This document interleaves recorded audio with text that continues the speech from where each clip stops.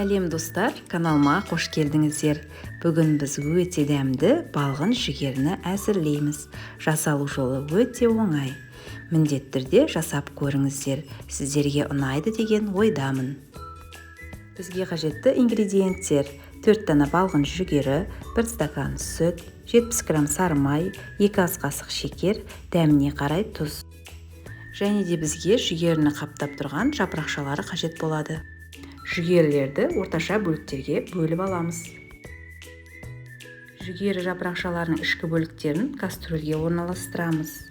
Үстінен жүгерілерді салып шығамыз. Үстінен жүгерілері батып тұратындай су құямыз. Шекерді саламыз, сүтті құямыз, бетіне сары майды саламыз.